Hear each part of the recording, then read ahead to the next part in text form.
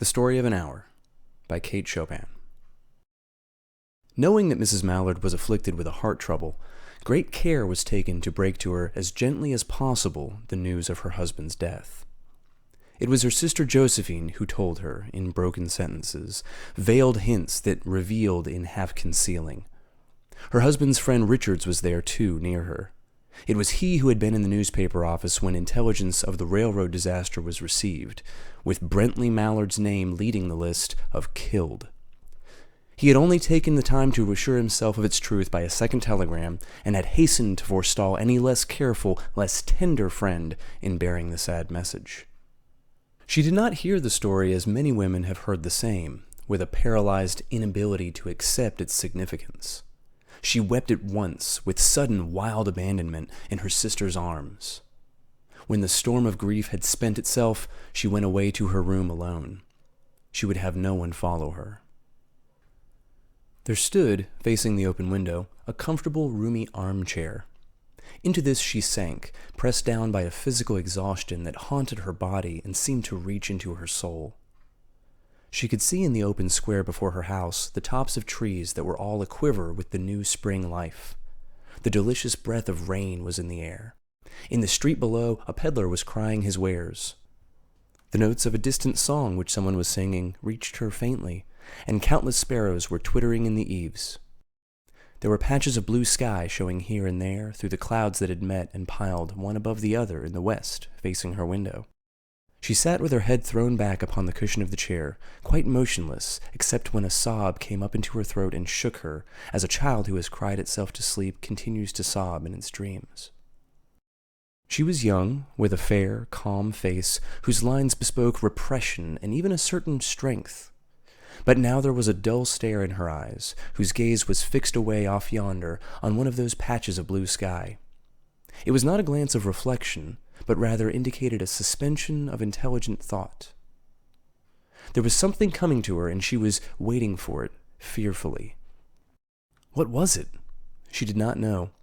It was too subtle and elusive to name, but she felt it, creeping out of the sky, reaching toward her through the sounds, the scents, the color that filled the air. Now her bosom rose and fell tumultuously.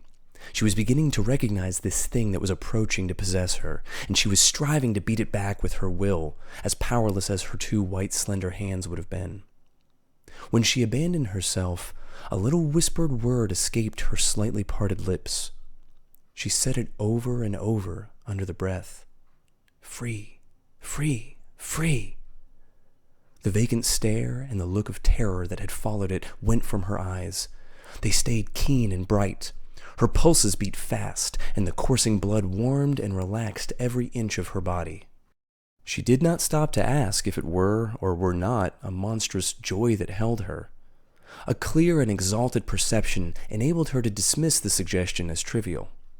She knew that she would weep again when she saw the kind, tender hands folded in death, the face that had never looked save with love upon her, fixed and gray and dead.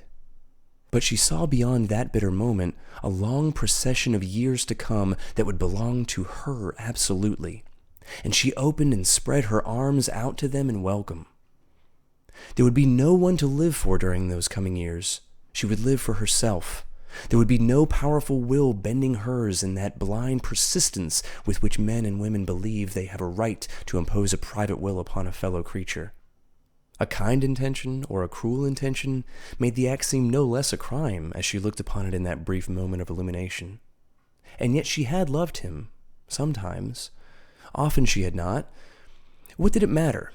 What could love, the unsolved mystery, count for in the face of this possession of self-assertion which she suddenly recognized as the strongest impulse of her being? Free, body and soul free, she kept whispering. Josephine was kneeling before the closed door with her lips to the keyhole, imploring for admission. "Louise, open the door! I beg, open the door! You will make yourself ill! What are you doing, Louise? For heaven's sake, open the door!" "Go away. I am not making myself ill." No, she was drinking in a very elixir of life through that open window. Her fancy was running riot along those days ahead of her, spring days and summer days and all sorts of days that would be her own. She breathed a quick prayer that life might be long. It was only yesterday she had thought with a shudder that life might be long. She arose at length and opened the door to her sister's importunities. There was a feverish triumph in her eyes, and she carried herself unwittingly like a goddess of victory. She clasped her sister's waist, and together they descended the stairs. Richard stood waiting for them at the bottom. Someone was opening the front door with a latchkey. It was Brentley Mallard who entered, a little travel-stained, composedly carrying his gripsack and umbrella. He had been far from the scene of the accident and did not even know there had been one. He stood amazed at Josephine's piercing cry, at Richard's quick motion to screen him from the view of his wife. When the doctors came, they said she had died of heart disease, of the joy that kills.